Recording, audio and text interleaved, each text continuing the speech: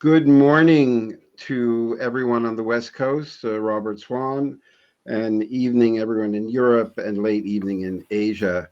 We're going to be starting the webinar shortly, just a couple of housekeeping notices. If you have any questions at the bottom, you'll see open questions. You can type in questions there and we will address them, trying not to use the chat for specific questions because it'll be lots of people typing things in. So we're honored today to have one of my dear friends, Robert Swan, who is one of the few people who walk to the North Pole and the South Pole, and is one of the most determined, brilliant, engaging speakers and eco warriors, or warriors, as my wife would say, to join us in this webinar. What we're going to do first is we're going to have, just briefly, we're going to have a 7 to 8 minute video where Rob will, which was filmed while Rob tried to walk again a few years ago and had to stop his journey very, very shortly before the finish. Rob, can you hear me? I can hear you. I can hear you very clearly, Rob. Can you hear me? Over. Oh, I think Rob put it on mute. Okay. No, I'm here. I'm going to run this video, so I hope you all enjoy it. This is a new experience for us, so if there's any hiccups, okay, please let me know. Okay. Video.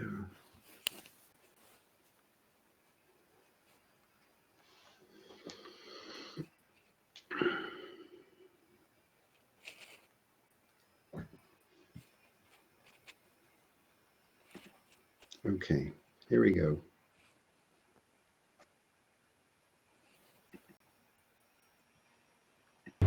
Enjoy.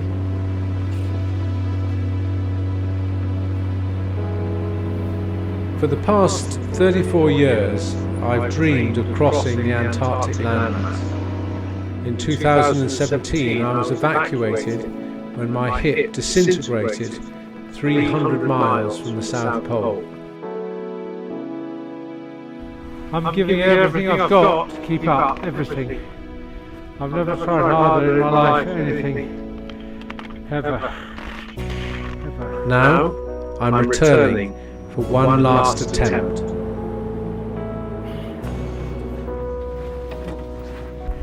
I have to say I'm really frightened. I'm frightened of what lies ahead in those 300 from here to the pole.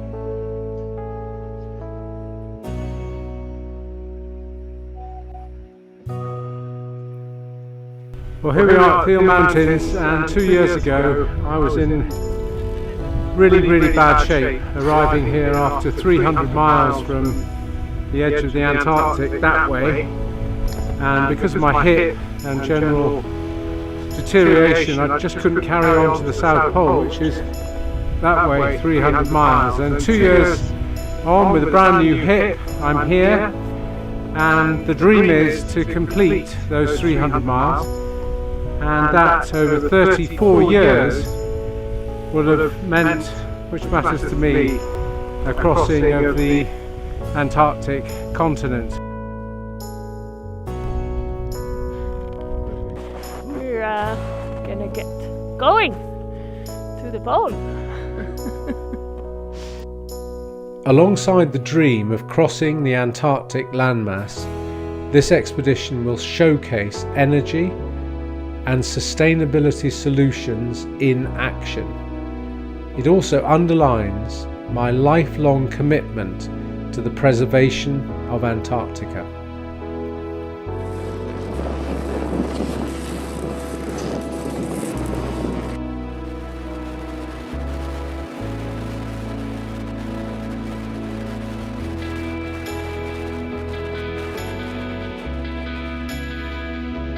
It's a big day for me.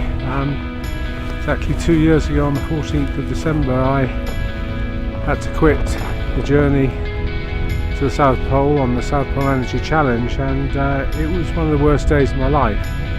But today we're 80 clicks in on the last 300.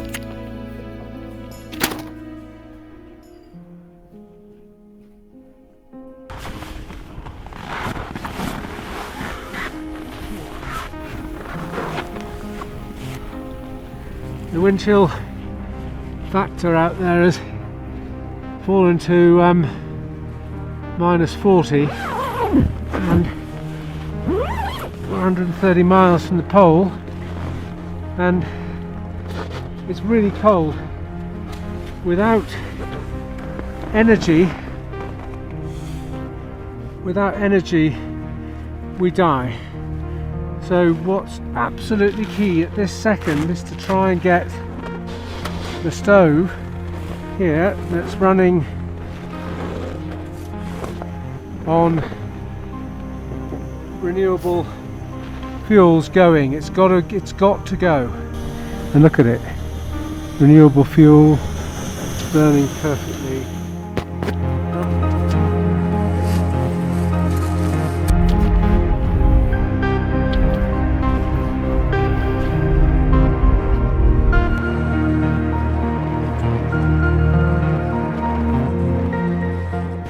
What a great feeling it is.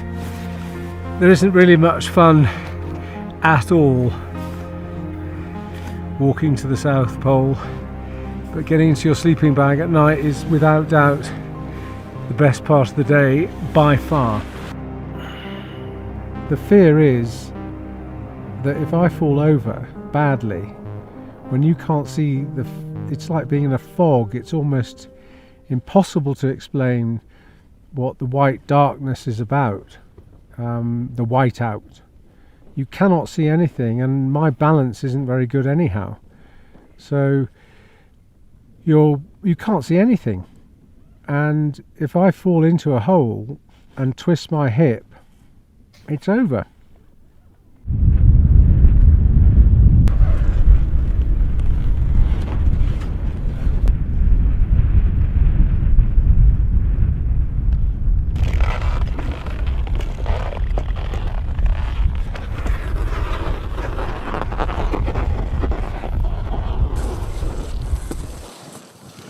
I'm just drying my hat inside out this morning because it's too cold to dry in the tent last night, so not a good idea to start with a wet hat, otherwise it goes.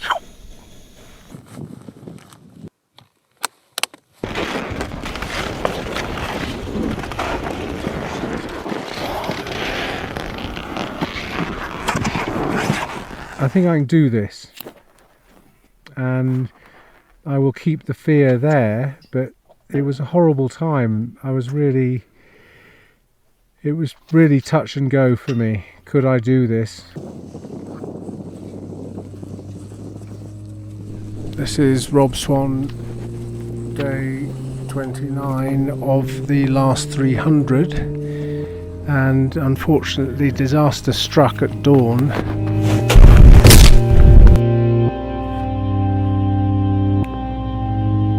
And my hip has dislocated quite dramatically and extremely painfully.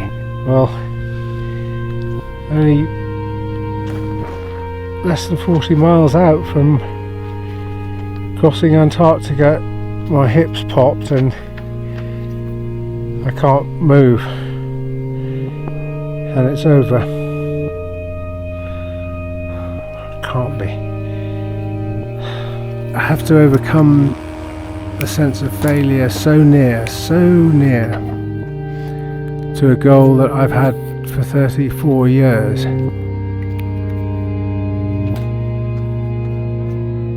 But what's really important, I think, in life is to do one's very best, and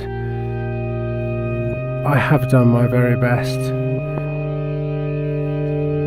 There are many people that suffer every day in this world, and December the 30th, 2019, I respect and take my hat off to all those people that suffer every day with far more pain than I'm going through at the moment, far more disappointment that I'm going through at the moment. Okay. Well, we'll just have to do the last 40 then. Jesus.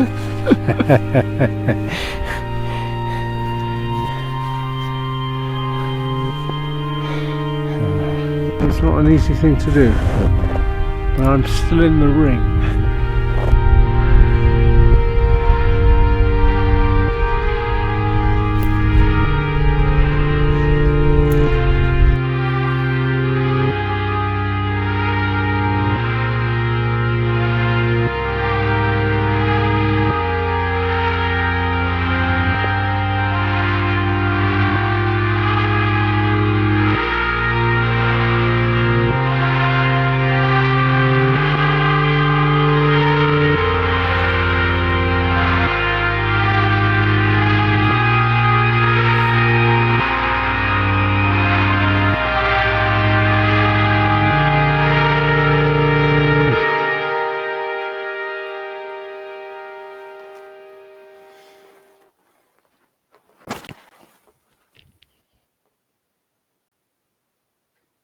Well, that was all emotional stuff. Rob, are you there? Over.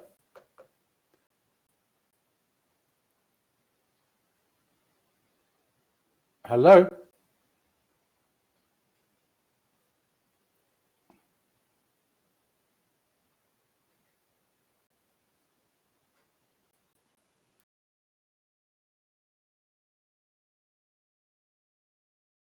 Hey, it's Rob Swan here. I don't know if you're there, Rob, are you?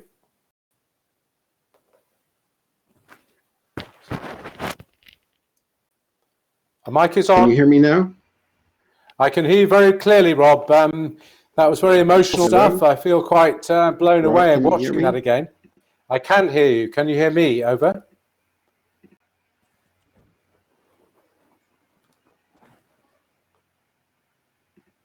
Yeah. Hello. Can you hear me? Over. Why is this not working? Okay. Hello. I apologize. Oh, there we go. All right, Rob. Hello, hello, hello. This is Rob Swan. Do you copy? Over. Okay. Can you hear me now? I can hear you, yes. Okay. Well, thank you so much. I apologize for the technical difficulty we're having. Rob, the question that I have, you tried to do that recently twice, and you hurt yourself terribly, and that you're actually considering to do it again. In this period where everyone is completely lost with the perception that government is not protecting them, everyone is getting sick, we're all locked up, the economies are going off the cliff. My mother just called me today. She's freaking out because there's a military hospital right opposite her window, and it reminds her of the war. How do you keep on going that you're actually going to go back and do this again? Well, Rob, I think it's a crucial time for us all.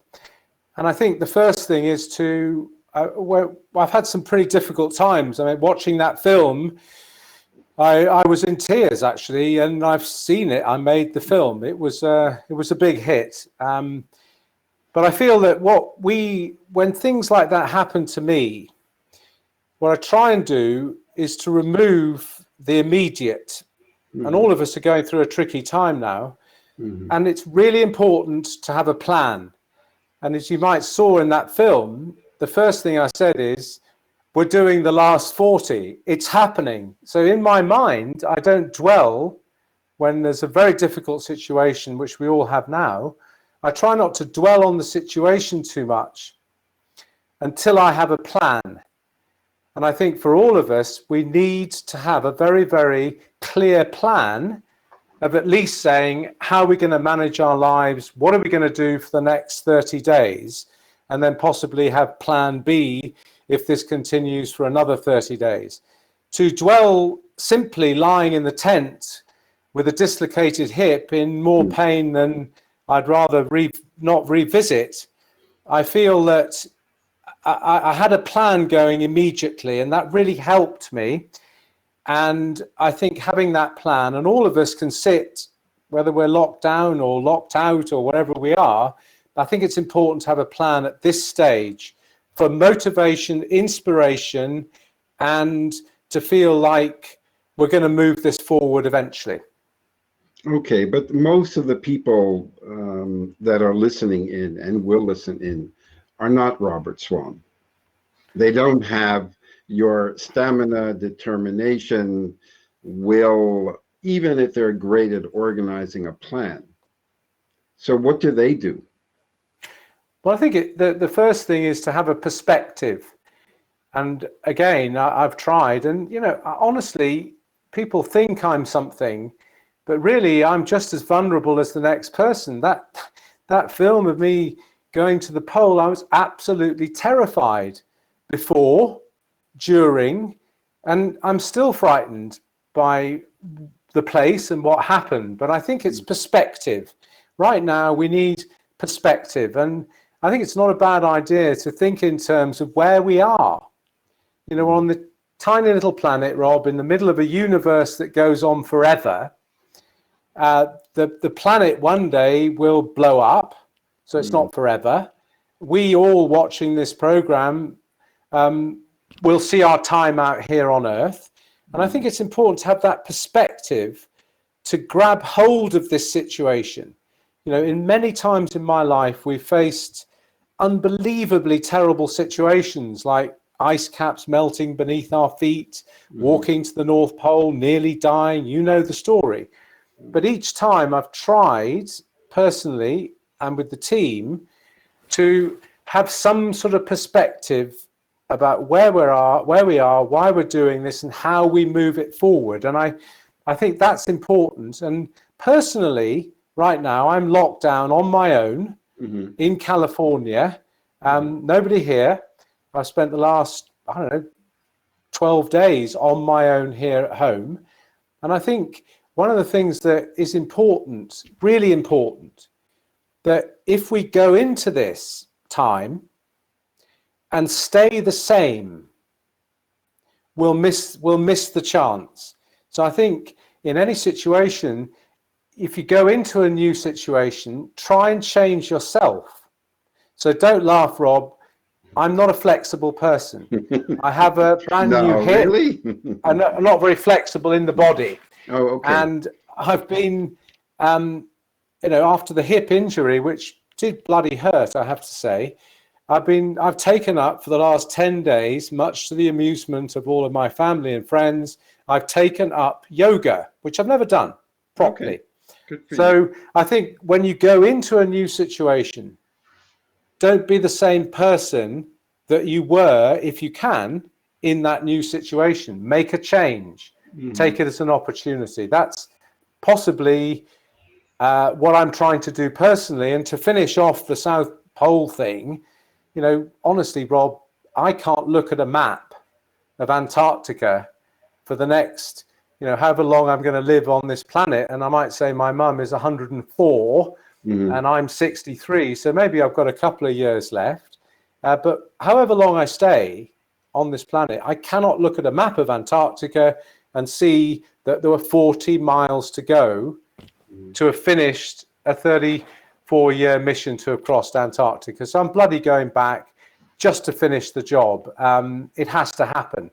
And I think in life, if you are asking people to do things, which you and I do in our work, we're asking people to take steps towards preserving our planet and doing the right thing with sustainability in business.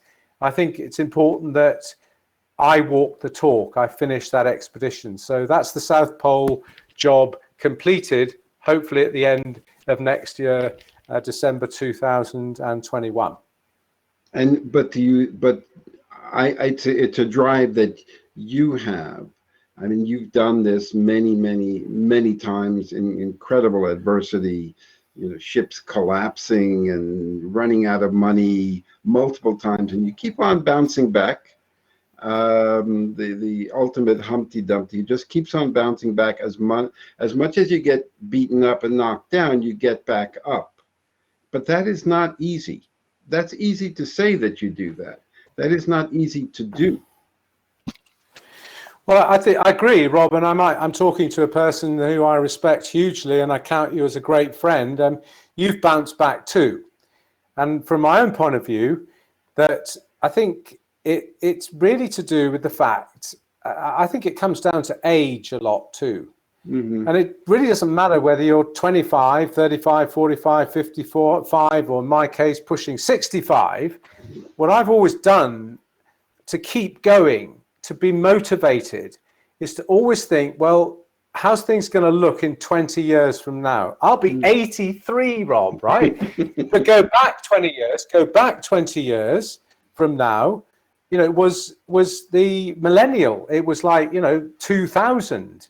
So in my head, what I always do to keep motivated, to keep pushing forward, is to say to myself, okay, what was I doing 20 years ago? And I think back and I remember what I was doing and where I was and what sort of person I was and what was happening. And then I think, my God, it can't be 20 years.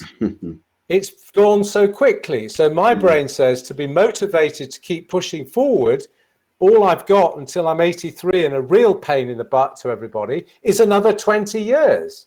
Mm-hmm. And if I live as long as my mum, I've only got twice that, 40 years.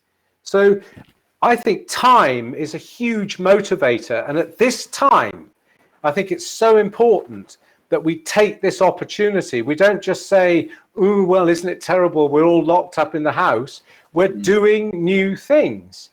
And I think that's a really important way I've motivated myself. And maybe it's not relevant to other people, but I always feel the clock's ticking. I'm never going to get a second that I'm living now again. I had not exactly the same experience. I'm certainly not someone who's going to walk to the North or South Pole and go on that horrible sea journey up and down, being bounced around in southern South America. I had a heart operation. I got very ill, and I got endocarditis, and I ended up in the hospital for like 9 weeks. So then I remember, Rob. Open heart surgery, got a valve put in, and I had really, really, really tough time the first couple of days because my wife was running a conference with my son in Bangkok, and I was just there, and I felt completely lost. And even though it wasn't achieving a great, physical accomplishment, what I found that accepting the situation, which is what I think we have to do now, accepting the fate I was in, that was one of the best ways I got through that, because it was not easy. I was also, there were lots of doctors in that, and I was very impressed with people working so hard to get you back to health. But that's how it worked for me. But for you, because you're going for a specific goal, you're not accepting your situation. You're fighting that situation, getting back on the horse, going back to the South Pole, and wanting to complete that journey. Well, Robert, I'm really glad that you're well, because we need you on the planet, dear boy. You've done such fantastic work on sustainability and business. You were a pioneer. You and I, when we first met, we were the young contenders in this business, and we're now, let's just say, the more senior contenders in the business of sustainability. Mm-hmm. But to really answer your question, I think all of us have a responsibility, even more now, especially to younger people. And I'm so proud. I'm sadly can't make the call today, but I'm proud of my son Barney. I know you're very proud of your son Sam. But really, we have a responsibility to younger people right now. Because let's not forget, everybody listening, that this virus, and I don't blame any country or any people, did really come from something where we were messing with our planet. And science is not confirmed yet, Rob, but it will confirm that this went from bats to pangolins, who are the most trafficked mammal anywhere on Earth, to us. And that's us screwing with our planet. And I think it's so important for young people. And we take, as you know, young people off to Antarctica. And don't worry, Rob, you don't have to come and go across the Drake Passage. But we take young people down to Antarctica to give them leadership training, to give them sustainability training. But the most important thing we try and give them is hope. So imagine being somebody who's 21, 19 years of age today, seeing all of this, and in the back of their minds, knowing that to a certain extent, we've caused this. That's not good news. That's not much to grow up with. Maybe older people like yourself and I, we can take a few knocks, we can come through. But for a young person, this is a desperate time. And I think it's so important that we give people hope. That one of the things I'm learning here in my little community in the mountains of the Sierra is, I'm not embarrassed to say this, I was here 2 weeks last year, Rob, at my home. My son Barney's gone back to Australia. to be with his mum because his visa was going to run out here in America. I was here 2 weeks last year. I have not, before this day, talked to my neighbours much, just the odd sort of, hi, how's it going? But I have got off my backside with a proper social distancing, or whatever the hell it is, and gone out and said, sorry, I'm the most useless neighbour anywhere on the planet, but hi, I'm Rob, is there anything I can do?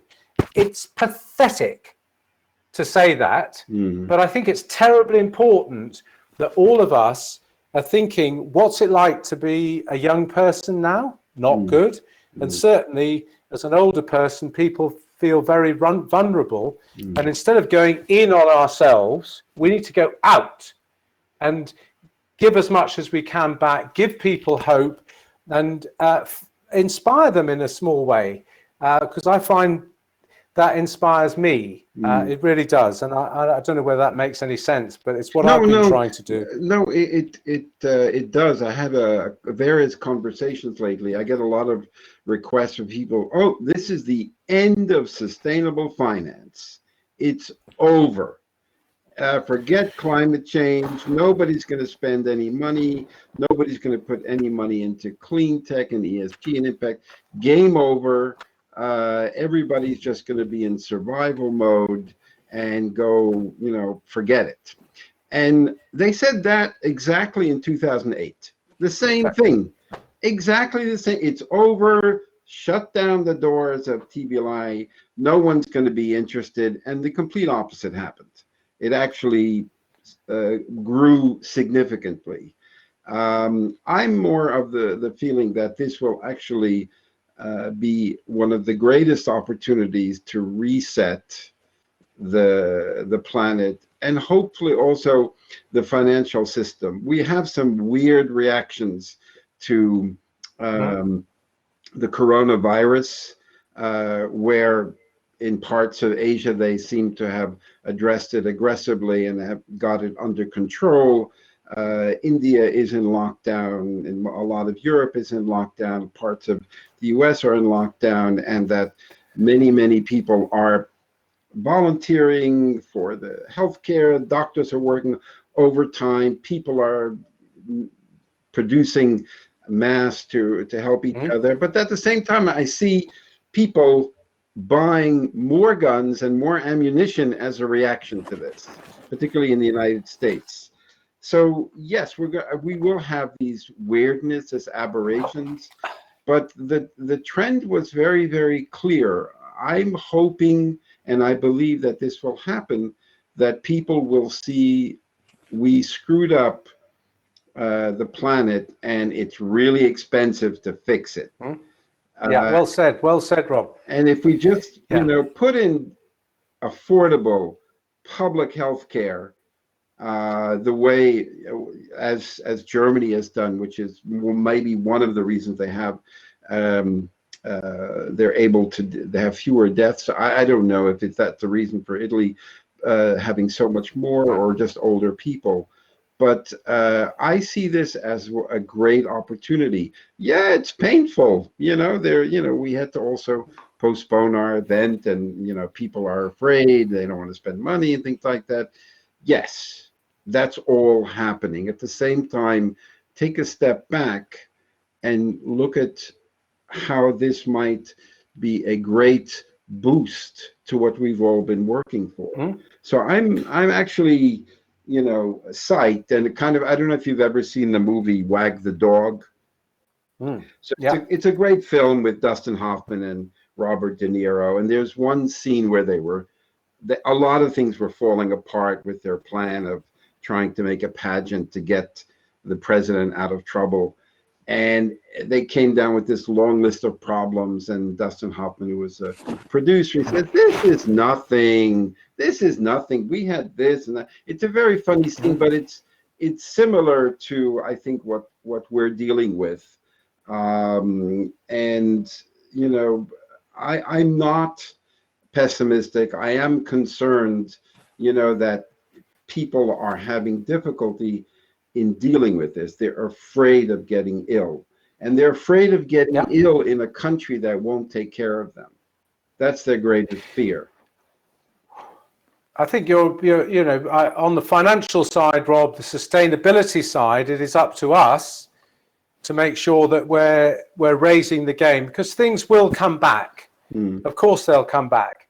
But I think what worries me, and let's think about health for a moment, that a lot of people watching, a lot of people out there are seriously concerned about getting the virus. What will happen? Will they be okay?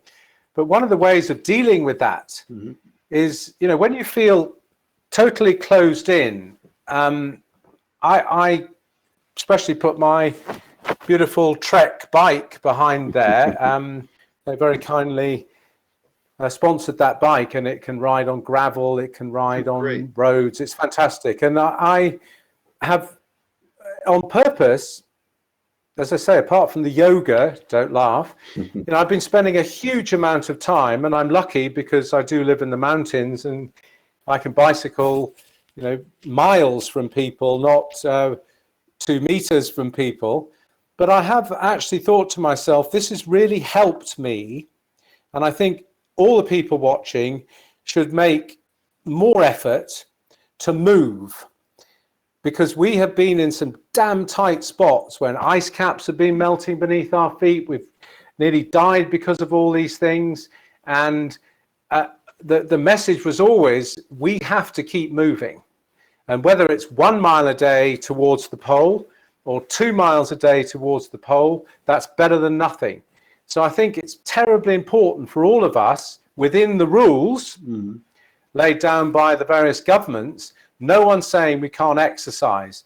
And I think doing some exercise, and we come out of this in 30 days even fitter than we ever were, and especially for myself with my hip, I'm taking this as a huge opportunity for coming out of this in 30 days, 60 days, however long it takes, fitter than I've ever been in my life. And at the same time, that's helping my head deal with the fear. Because, Rob, at our age, let's be honest, at our age, we're in a bracket that could be more dangerous than when we were 35, 45. So we have to take it seriously, but not be frightened. And I think fear is something that you can, if you step back from it a bit. Of course, I'm frightened by what I do. Of course, I'm frightened that I don't want to get the virus, but I'm taking steps to make sure I don't get the virus, or I take steps when I'm on an expedition that I don't fall down a crevasse, I don't die of frostbite. So active steps towards combating fear is important. And I have to say this, having spent a lot of my life going around India on a bicycle, which is pretty hectic, I think it's terribly important that not one person in our network watching us now, Rob, is actually starving today. No. There's not one person who's watching this that hasn't got the internet. No. There's not one person watching this that isn't sitting inside a house with food. Might be a bit low on toilet paper, but there's not one person. So I think it's, again, when you're fearful and frightened, is to look at that perspective and say to ourselves, hey, yeah, we might be a bit low on this and we can't go outside, but we can watch TV, we've got the internet, we've got friends on Facebook, we've got friends on Instagram, we can speak to people on the phone. Just imagine having fear with none of those things. And I'm not saying one shouldn't be frightened, one shouldn't be attentive to where we are, but put the damn thing into perspective, how lucky we are to be facing this with all of the resources that we have. I totally agree. I mean, I try and do that. I mean, we will get through this. I never had any doubt that we won't get through this. I'm sorry for not smiling very much, but my front tooth broke off and I look like a drunken sailor when I smile. So I'm trying. That's okay, Rob. We know you. We love you, man. And an Italian group took scuba masks and digitally printed a part to replicate a ventilator, and now they were able to increase the amount of ventilators there by just adapting a scuba mask with the. I don't know if it's a true story. The photo looked really great, and I see lots of ingenuity coming forward. But I think one of I'm not so much worried about material things. I think we'll be fine. We do have, a food and things like that. But this fear, this constant fear of people of the unknown, of this virus and getting ill and getting to the hospital. I just heard a dear friend of mine has the coronavirus in the UK. So I spent a lot of the time that I have with listening to friends or having them vent or their concern is really about that, not so much about the financials. That goes up and down, and in general we're pretty comfortable. So but I do find that is a major part of my time is dealing with that. And fortunately, there are a lot of wonderful people who I see, chatting away over here and seeing that we all have to do something to keep the spirits up of not only ourselves but also our community. And whether you're doing that, through exercise or meditation or yoga or go for a walk. We're still allowed to go for a walk. They do let us out in Amsterdam as long as it's not just the whole day wandering around. But I'm still always just overwhelmed by the projects that you took on and the people that you had to convince and the team that you had to put together. And you paid your dues. You paid your dues already. Enough. Why not just chill? Well, what's wrong with just chilling? Well, but Rob, I don't think we're like that as human beings. I think that what's really important right now is to say to ourselves, okay, how can we step it up? We've only got one life. Mm-hmm. As I say, in 20 years' time, I'll be 83, all kinds of problems probably. 20 years ago, it seems like 5 minutes since, I celebrated 1999 to 2000. So, yeah, I keep going because I feel the clock's ticking. And I think it's worth saying, in case I forget, that a lot of people are battling with the idea and the reality that they are stuck at home with their husband, their wife, their children, family members perhaps. And some people are finding this a test, to say the least, to be locked in with people they love in close quarters, which does create difficulties. And I ask everybody watching who might be having a bit of a problem with this to imagine this, that you go on a ship to Antarctica and you're with 5 people, a team of 5 people who really didn't get on that well, even in London. 5 very, very different characters, 5 very different, strong people. Because we, on our journey to the South Pole 30 odd years ago, we needed very diverse people. Yeah, I could raise the money and be positive, very annoying human being. We had to have people that were brilliant on logistics, people who perhaps looked at things pessimistically, some people who never spoke, people like me who never stopped speaking, people who are anally retentive, and people like me that can't spell the word organization and, lists and things to do. I'm just not built like that. So we had 5 people with no internet, no radio communications, nothing for one whole year of our lives, sitting in a hut where you have 4 months of darkness. It's bloody cold all the time, but especially during the winter time, it's even colder. The temperature falls to -45. Ouch. and you're 3,000 miles from civilization, and on day one you don't get on well on day one. So how did we come through that 9.5 months? And of course, Rob, you can laugh and say, yeah, this is a typical Rob example. It's too extreme. We'd never have to do that. Well, don't do it. But we came through, and I think it's good advice, if I can give it, that what we try to do is to listen to each other. Most of us don't listen to each other. We hear what we want to hear from other people.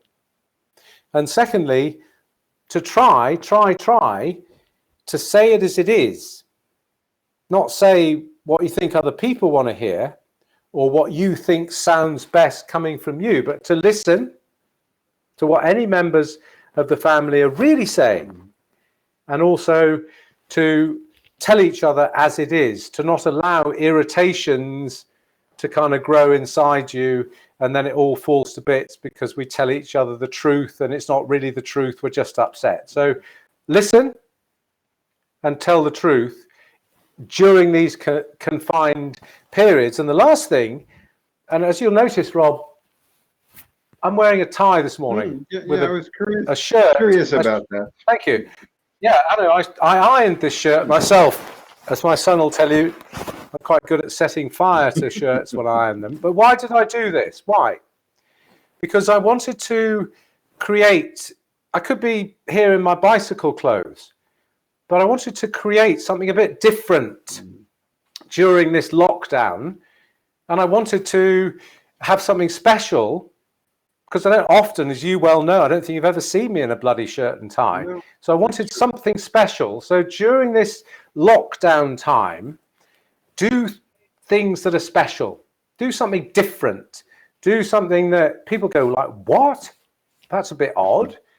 Do something different. And I think it's also when we were in that hut for those 9.5 months waiting to walk to the South Pole, what we would do is to try and find our own time. And that might be go outside the hut and spend, an hour on your own walking through the cold. Or it might mean going up to our little bedroom, chilling in the bedroom, reading a book. So you're not always locked in with 5 people sat round a table. That finding your own personal time and space, even in limited space, really keeps things going. And I think that's something I learned in the hut. And doing things that you don't normally do. Read something you don't normally read. Practice doing something. I'm learning Morse code. Oh, wow. And which all I knew was SOS. ... dash dot. That's all I knew. But I'm trying to learn it. It's not going that well, I have to say. I think my brain's slightly gone. But I think doing different things and taking this as an opportunity to do different things, I think can reduce fear. And also I think it can reduce annoyance and irritation with each other, which is not possibly the right way to go. No, I mean, I'm actually quite surprised that Sam is back with us. He was in New York with his grandmother for a while, and it was kind of getting creepy. The outbreak was really accelerating, and he was afraid he was going to not be able to get out. So he came back a little bit sooner. So he's with us now. And actually, it's been quite nice. Fortunately, no lack of food, because my wife is probably the best gourmet cook on any type of meal. So we're definitely getting heavier. So the exercising will have to come in. But we're both we're looking at each other and saying, this is kind of interesting that we haven't really started yelling consistently at each other, other than small outbursts of me freaking out because someone doesn't know how to use the computer.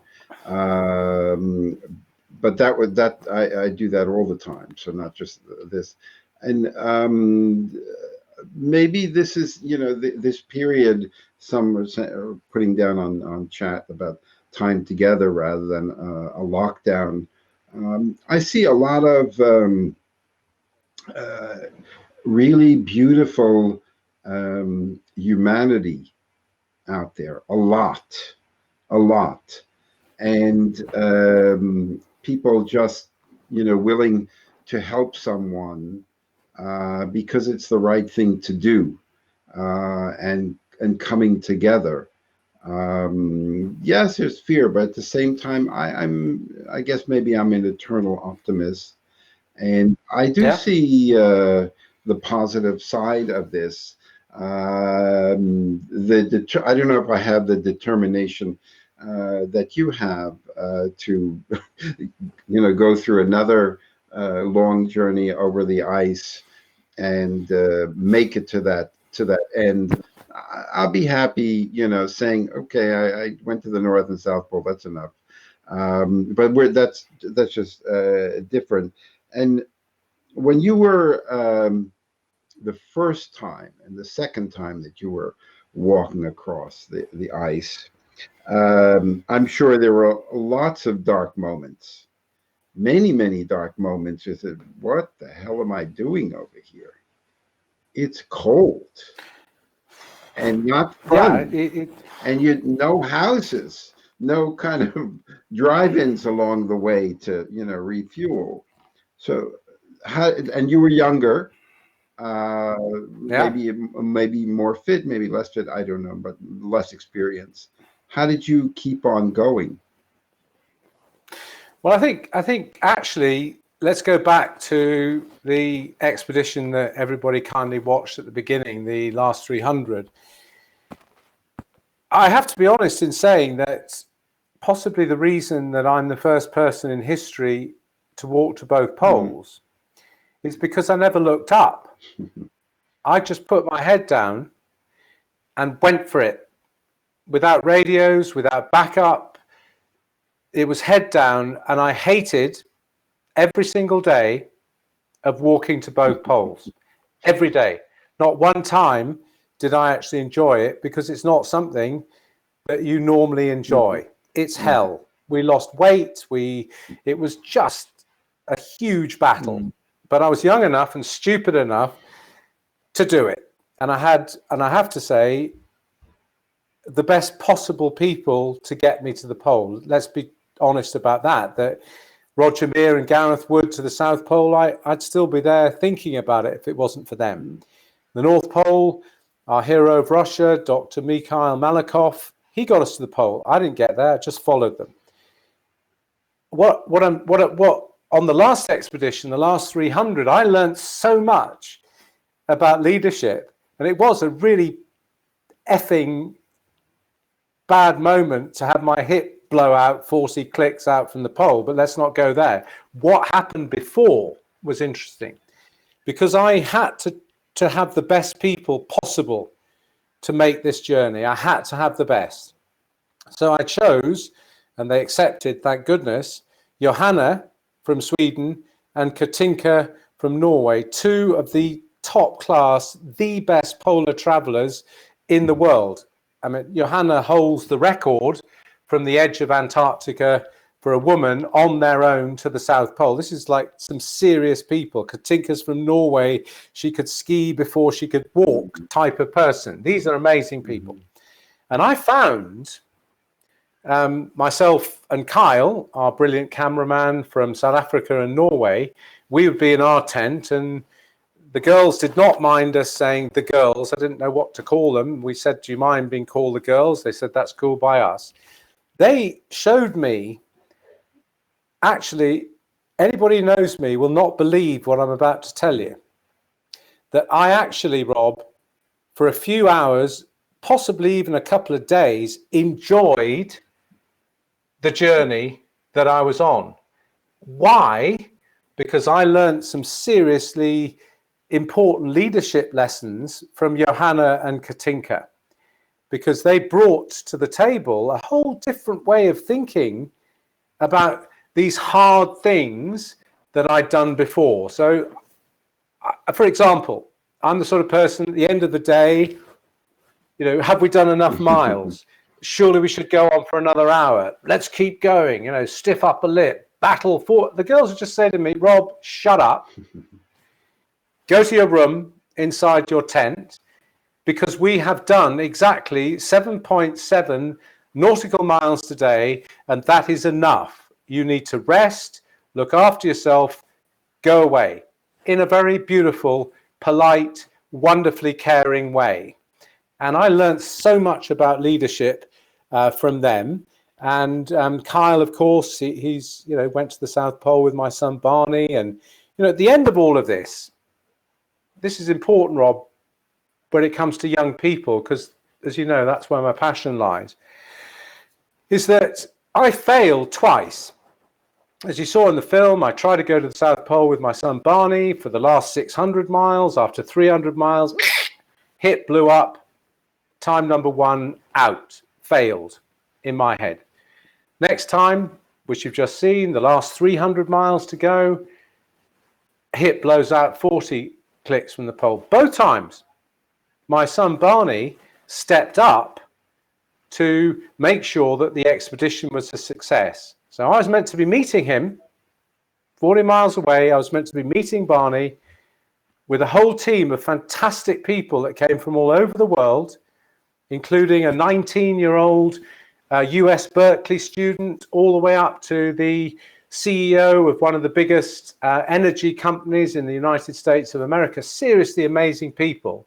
And I was meant to be there, Rob. They paid money to make this journey with me, and I wasn't there. But Barney stepped up. Paulina, there was a guy on the team who had one leg, Cameron Kerr, a US veteran who had his leg blown off in Afghanistan. He made it to the pole. So I think it's terribly important that we end our time today by saying that generations have the chance to work together. Not just the chance, we must work together. And maybe this time of confinement in our rooms is a time to actually say, well, how well are we working together? Are we able to make some of the things that the family want to do happen? Are we able to actually say, how are we going to take this forward and think about sustainability as a family? What are our plans? What are our goals? What are our dreams? And I'd like to kind of finish with this, is that if there's one thing that I'm really proud of, Rob, and I know you share this with me, is that one might be 63, but I've still got amazing dreams. And I had this dream to cross Antarctica ever since I was 11. And 53 years later, I got knocked back 40 miles out. So what do you expect? I'm going to go back and finish the job. It's fairly simple. Don't give up on dreams just because you get knocked down. No, I think mine are more nightmares rather than dreams. So what? No, I share that. I share you. I mean, my dream was always to change the financial system toward more of a values-based system, and we're still working on that. And it's still, fortunately, it is happening. It might just doesn't get the attention. So. I agree with you. Of course it does, Rob. Hang on, stop a minute. I've watched you battle tooth and nail, a serious warrior, tooth and nail, Rob, and I've seen the success you've had. Maybe you're a bit like me, let's be honest, that sometimes you don't celebrate your own success. Maybe that's something we might take away, and other people might take away from our visit today together and with everybody. Stop and celebrate some of the successes that you've had in life, and you don't do it enough, and I certainly don't do it enough. Maybe that might be a bit more inspiring. Maybe that should be the most important takeaway of one, developing the leadership in each of us, but also embracing the successes and the joys in our life more. Because if I look at some of the names over here, every one of them is a leader in their own right, and many, like all, don't get the attention. So I agree with you. We should celebrate our successes, and I'm extremely grateful that you took the time. One of you had posted a question here. Some were just comments of Arvind, who was saying we need to get this on CNN and get humanity to stop destroying the blue dot we all love. I would say that's more of a statement, but I think everyone is in one way or another working at fixing the mess. And this, I mean, even I'm not a fan of Bill Gates, but I did admire the fact that when he said that just cleaning up the economy and just ignoring all the dead bodies in the corner is not a good idea. And the people saying, well, it's only 2%, until someone said, yeah, but that's 2%. That could be your mom or your sister, your brother. It's a human being.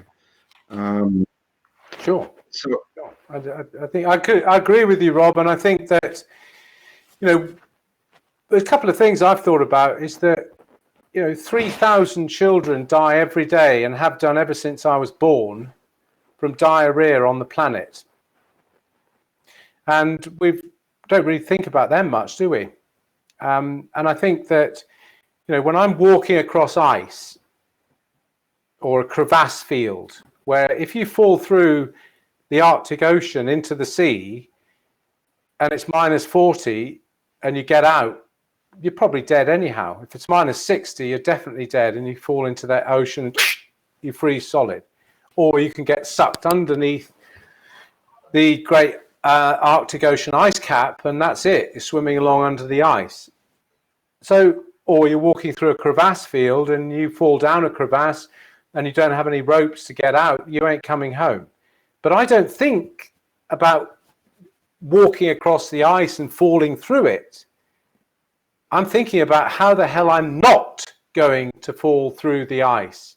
And I'm working together with a fantastic team to make sure I don't. So that's my attitude to dealing with fear.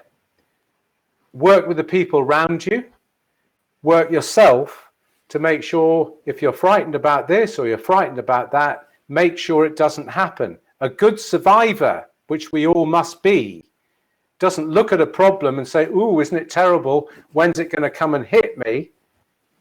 A good survivor actually says, right, how am I going to get ahead of the game and make sure it doesn't get me?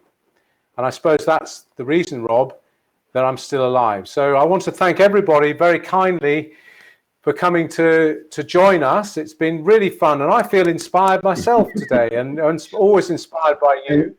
And just thanks everybody so much. I know we're coming to the end. Two final points. One, we have a group of people here, and we'll also reach out to all the people who signed up but didn't show up.